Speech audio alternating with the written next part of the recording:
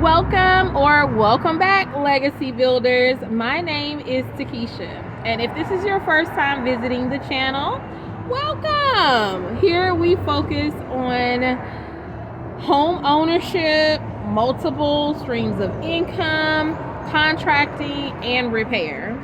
And today's segment is going to be talking about 5 questions that you need to ask yourself to determine how big of a house you actually need. Stay tuned.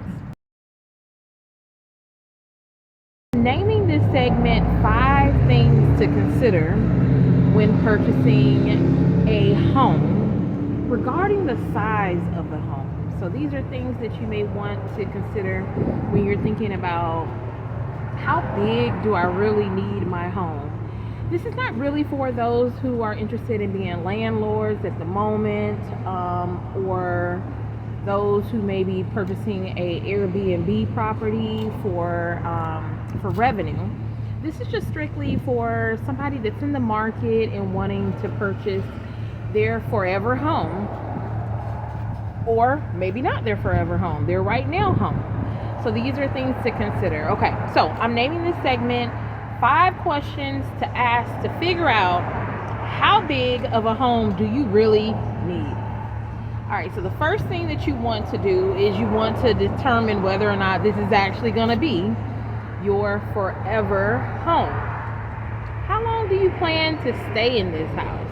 Is this just for your next 2 to 5 years, a transition home? Are you looking to relocate in the future? Are you retiring? What is it that is currently happening right now in your life that would help to determine if this particular house is going to be one that you have for forever? And that does also help to determine whether or not this is going to be a house that is equipped for your needs. The other one is, what will the income look like later?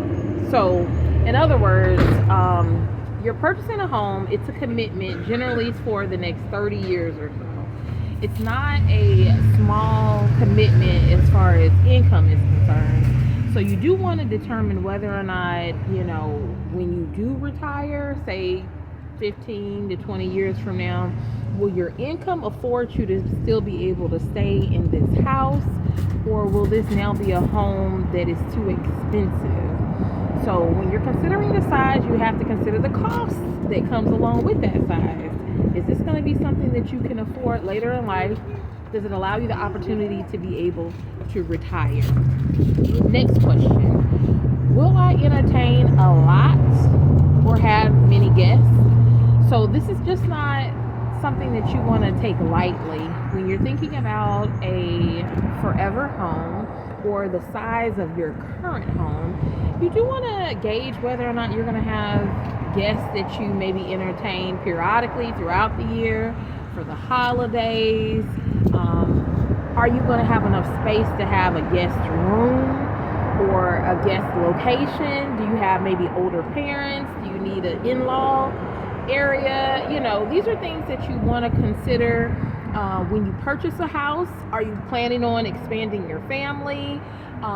Because if you love a house but you purchase something that is not the correct size, whether it's too small or too big, it will lead to some problems.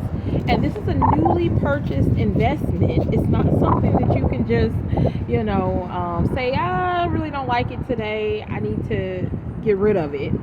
It takes a while to get rid of a home. Generally speaking, it can take months, even with a great realtor, to flip your investment. And of course, that's also in a good market. So whether or not your house is marketable at that time, if this is a good time to even sell your home, if you have enough equity to actually get the money that you've reinvested into this house back out.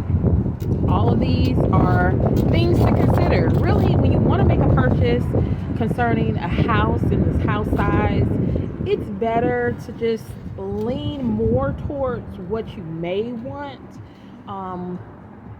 as far as entertaining guests. You know, if you think maybe I'll have a guest or two every so often, but not every holiday, then is it okay for your guests to stay in the common living area?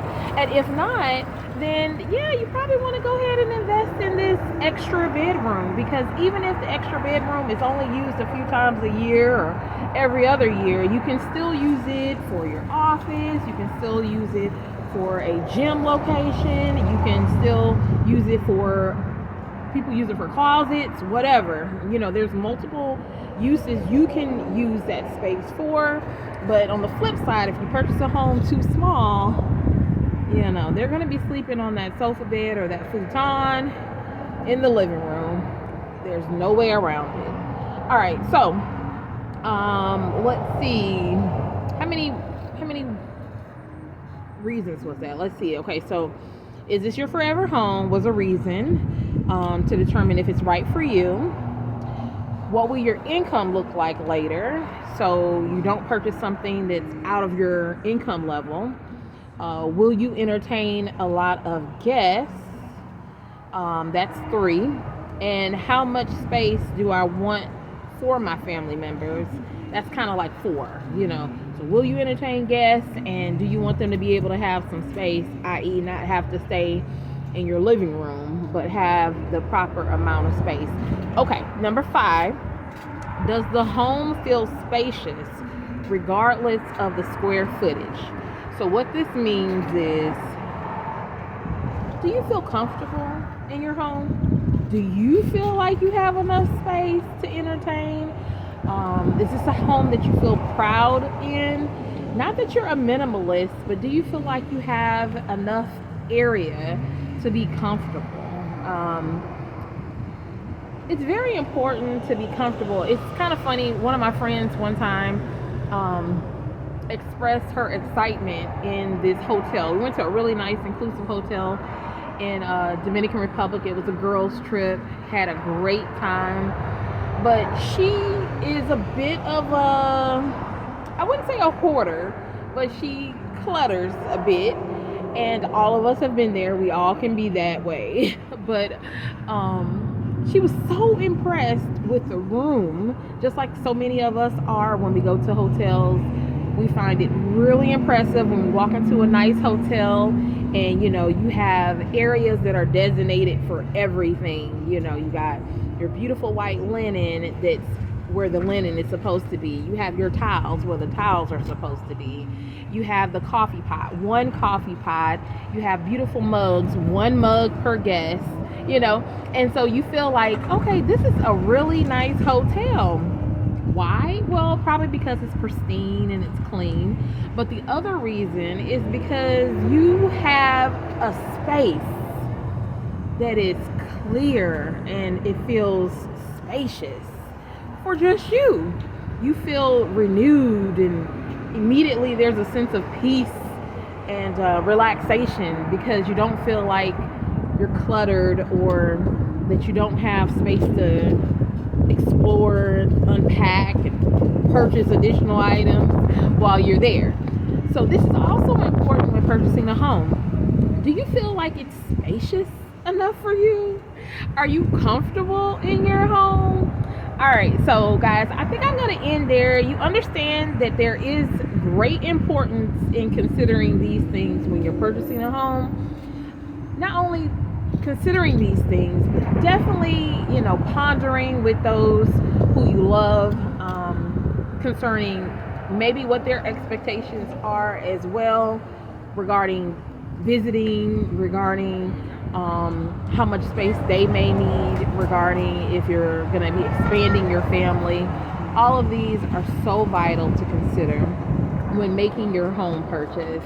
Now, guys, I appreciate so far you have been liking and subscribing. This channel is growing, and I am so excited to be extending our family unit to you guys here at The Legacy Builders.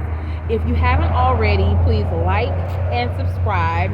And I have a treat coming for you in less than a month. Our goal is currently to get more than 500 subscribers. We're about halfway there, and that is significant within the last week or so. So thank you. Continue to like and subscribe, and like always, appreciate you visiting here. Take care.